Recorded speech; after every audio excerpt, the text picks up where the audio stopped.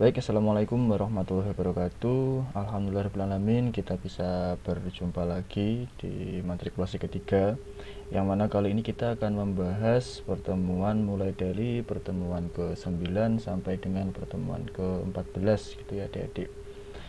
Nah, kita langsung aja masuk ke pertemuan ke-9. Kali ini kita akan membahas 5 topik. Yang pertama adalah kreativitas diri, lalu yang kedua ciri-ciri dari kreativitas, kemudian topik ketiga adalah cara memotivasi kreativitas, topik keempat adalah faktor yang mempengaruhi intelijensi dan juga kreativitas, lalu topik yang terakhir, topik yang kelima adalah gangguan kreativitas, seperti itu. Nah, kita akan langsung masuk ke materi. Kita bahas topik yang pertama, yaitu kreativitas diri. Itu apa sih dan mengapa kok itu penting gitu ya. Jadi menurut Jalaluddin Rahmat pada tahun 2005, kreativitas itu bukan hanya tentang melukis ataupun membuat musik yang bagus gitu ya adik-adik. Kreativitas ini adalah kemampuan untuk menghasilkan gagasan atau produk yang baru, orisinil, dan tentunya memiliki makna atau bermakna. Nah, dalam konteks farmasi dan fisioterapi, produk tersebut bisa berarti misalnya gitu ya, untuk teman-teman dari farmasi itu formula obat yang lebih efektif gitu, atau penyajian obat yang lebih efisien langkah-langkahnya, atau mungkin metode atau cara-cara edukasi pada pasien yang lebih efektif, seperti itu. Lalu kepada teman-teman dari fisioterapis mungkin meliputi contohnya gitu ya, teknik rehabilitasi yang lebih inovatif atau modifikasi terhadap alat-alat terapi, atau mungkin strategi ataupun motivasi kepada pasien kayak gitu. Nah, kenapa kok kreativitas itu penting untuk kita gitu? Karena ya kita bisa melihat gitu ya, bahwa dunia kesehatan itu enggak stagnan, tapi adalah dunia yang fleksibel atau dunia yang terus berkembang.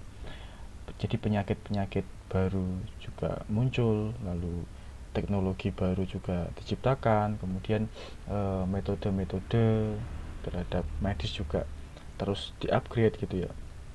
Jadi sebagai seorang calon tenaga kesehatan, ya adik-adik dituntut untuk tidak hanya menghafalkan teori, tapi juga bisa memiliki kemampuan problem solving ataupun kemampuan untuk memecahkan masalah yang kompleks. Karena ya seperti yang sudah kita bahas sebelumnya gitu ya, bahwa setiap pasien atau setiap orang yang datang kepada kita itu adalah manusia yang utuh dengan segala keunikannya gitu. Jadi selain kita juga harus bisa terus beradaptasi, kita juga harus bisa untuk berinovasi atau menemukan solusi yang lebih baik, cepat, serta efisien untuk meningkatkan pelayanan kesehatan. Nah, yang mana semua itu ya tentu masuknya ke dalam ranah kreativitas. Itulah kenapa kreativitas itu ya penting untuk kita semua kayak gitu. Nah, lalu kita masuk ke topik yang kedua, meliputi ciri-ciri dari kreativitas. Cirinya apa aja gitu.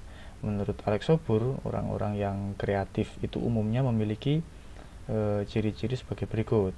Yang pertama, dia itu mempunyai rasa ingin tahu yang tinggi, selalu bertanya selalu kepo gitu ya, bertanya-tanya mengapa dan bagaimana terhadap suatu hal. Lalu yang kedua, orang yang kreatif itu memiliki sifat yang fleksibel atau dapat melihat suatu masalah gitu ya dari berbagai perspektif atau dari berbagai sudut pandang, jadi nggak cuman dari satu perspektif aja. Dan yang ketiga adalah orisinilitas atau punya gagasan yang unik, out of the box atau berbeda dari orang lain kayak gitu. Yang keempat adalah memiliki kelancaran atau fluensi, jadi mampu menghasilkan banyak gagasan gitu ya dalam waktu singkat. Yang kelima adalah elaborasi atau mampu mengembangkan sebuah ide yang sederhana, mungkin terlihat sepele, menjadi rencana detail yang lebih matang kayak gitu. Yang keenam, cirinya adalah memiliki toleransi terhadap ambiguitas atau nyaman dengan ketidakpastian gitu ya, dan tidak takut terhadap perubahan ataupun masalah yang rumit kayak gitu. Nah, yang ketujuh atau yang terakhir adalah pantang menyerah atau persisten. Artinya tidak putus asa ketika menemui tantangan ataupun kegagalan. Itu adalah ciri-ciri dari orang yang kreatif menurut Alex Obur. Nah, topik yang ketiga adalah cara untuk memotivasi kreativitas. Ini caranya gimana sih agar, kan setiap orang itu sebenarnya punya saya yakin punya kreativitas masing-masing gitu. Hanya saja mungkin terhambat atau sedang mengalami demand. Itu entah karena faktor apa, kita harus bisa membreakdown, kita harus bisa membreak itu, atau kita harus bisa menyelesaikan hal-hal tersebut gitu ya.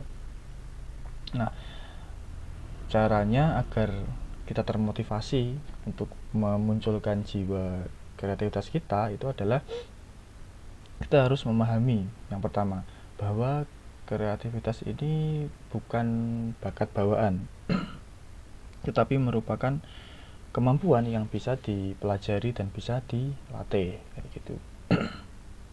Nah, cara-caranya untuk melatih kreativitas yang pertama adalah berhubungan dengan stimulus. Jadi kita harus membuat lingkungan yang stimulatif, yaitu lingkungan yang mana kita dikelilingi oleh orang-orang yang positif, bacaan yang inspiratif, serta diskusi-diskusi yang menantang atau menggugah kita untuk terus berpikir kayak gitu. Lalu yang kedua adalah latihan berpikir secara literal. Kita harus mencari solusi yang tidak biasa gitu ya dari masalah sehari-hari yang kita temui. Misalkan bagaimana cara meminum obat untuk pasien yang susah menelan kayak gitu. Ya kayaknya sepele tapi itu memberikan stimulus pada otak kita untuk mengembangkan solusi yang mungkin ya nggak biasa kayak gitu. Lalu yang ketiga adalah brainstorming tanpa batas. Jadi kita harus meluangkan waktu untuk mencetuskan ide yang sudah kita pikirkan tanpa menyensor atau menilai ide tersebut lebih dahulu. Yang penting kuantitas dulu. Nah, nanti baru di akhir-akhir kita mereview kualitasnya seperti itu. Dan yang keempat atau yang terakhir adalah kita berani untuk mengambil resiko intelektual. Jangan takut salah. Pokoknya jangan takut salah. Karena kesalahan itu adalah bagian dari proses belajar. Itu adalah kenapa saya tuh sangat sering mencoba untuk melibatkan teman-teman dalam proses belajar mengajar. Jadi gak cuman saya yang kayak ceramah gitu ya. Karena itu nanti akan terjadi fenomena satu arah aja belajarnya. Jadi saya ingin ada komunikasi dua arah dari saya dan juga teman-teman agar teman-teman lebih aktif dan lebih terbiasa untuk berpikir lebih kritis ketika proses belajar. Ya intinya agar teman-teman gak takut salah, karena ya dalam konteks belajar salah itu sangat biasa kayak gitu. Dan yang terakhir adalah istirahat yang cukup. Ingat bahwa istirahat itu adalah bagian dari bekerja gitu ya. Jadi otak kita itu ketika sedang lelah akan buntu atau akan sulit untuk kreatif. Jadi tidur yang cukup dan istirahat yang cukup itu justru menjadi semacam kewajiban gitu ya, agar kita bisa mengkoordinir atau mengorganisasikan informasi dan menghasilkan insight-insight baru ke depannya kayak gitu. Oke, tadi adalah cara-cara gitu ya untuk memantik kreativitas kita. Kita masuk ke topik yang keempat, yaitu faktor-faktor yang mempengaruhi intelijensi serta kreativitas. Nah, intelijensi atau kecerdasan dan kreativitas itu adalah dua hal yang sebenarnya saling berkaitan ya adik-adik. Jadi kreativitas itu membutuhkan dasar intelijensi karena ya terlebih dahulu perlu untuk mengolah informasi kayak gitu. Nah, faktor-faktor yang mempengaruhi itu apa aja sih? Yang pertama ya faktor bawaan atau genetik, itu pasti.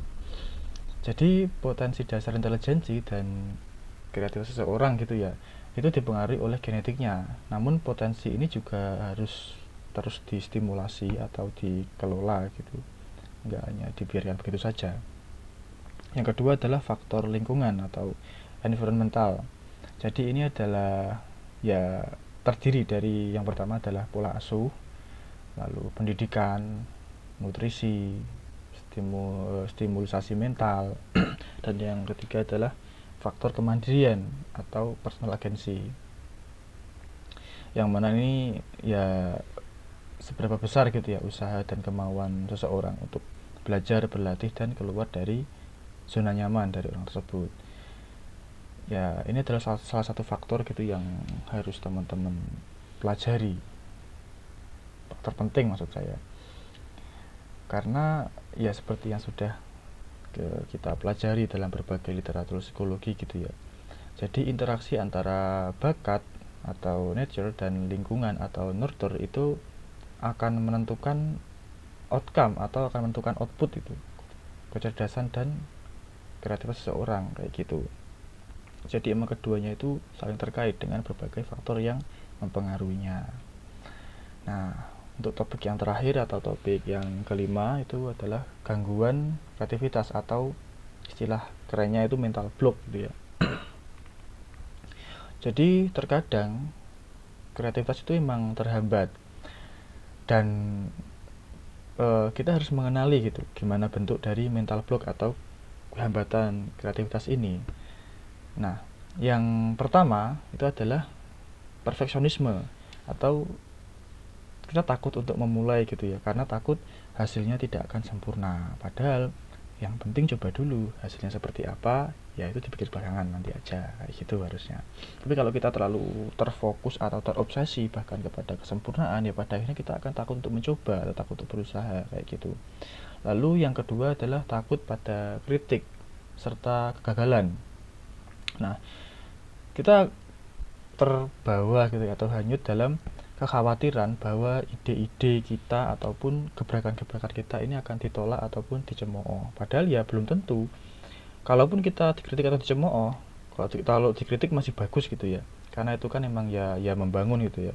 Tapi kalau dicemooh itu kan yang nggak baik buat mereka, maksudnya bukan buat kita. Nah, belum tentu orang yang mencemooh itu sebenarnya juga lebih baik dari teman-teman, itu belum tentu. Karena bisa jadi mereka sebenarnya juga nggak mampu, hanya saja mereka mengeluarkan kekesalan terhadap ketidakmampuannya dalam bentuk cemoohan tadi. Jadi ya itu nggak usah dipikir gitu. Dan yang berikutnya adalah kurang pede atau kurang percaya diri. Kita terlalu takut gitu ya, atau merasa bahwa kita nggak cukup pintar gitu untuk memiliki ide yang inovatif, atau bahkan kita sudah punya ide tapi kita nggak berani untuk menyampaikan atau nggak berani untuk ngomong kayak gitu. Dan yang kelima adalah burnout, jadi bosan atau kelelahan gitu ya, karena terlalu banyak tekanan dari lingkungan kita, terlalu stres gampangnya ngomong. Nah, lalu topik yang paling penting menurut saya gitu ya dari semua topik ini itu adalah intinya ya kita harus punya keberanian. Kita harus punya keberanian dan kemauan untuk berkembang jadi lebih baik, karena ya sebagai mahasiswa farmasi dan fisioterapi, teman-teman itu adalah calon problem solver atau calon pemecah masalah gitu ya, calon pengurai masalah di dunia kesehatan, yang mana ilmu yang teman-teman pelajari saat ini itu adalah ilmu yang akan menjadi fondasi ketika kedepannya teman-teman sudah terjun ke masyarakat gitu. Tapi ya kreativitas lah yang kemudian akan menjadi alat untuk menerapkan ilmu tersebut secara lebih efektif serta lebih efisien, dan juga tentunya penuh dengan empatik karena kita berhubungan dengan manusia gitu ya, pekerjaan kita kayak gitu. Saya kira ya cukup untuk pertemuan matrikulasi pertemuan ke-9 ini. Kita jumpa lagi di pertemuan ke-10. Tetap semangat dan saya tetap sekian. Assalamualaikum warahmatullahi wabarakatuh.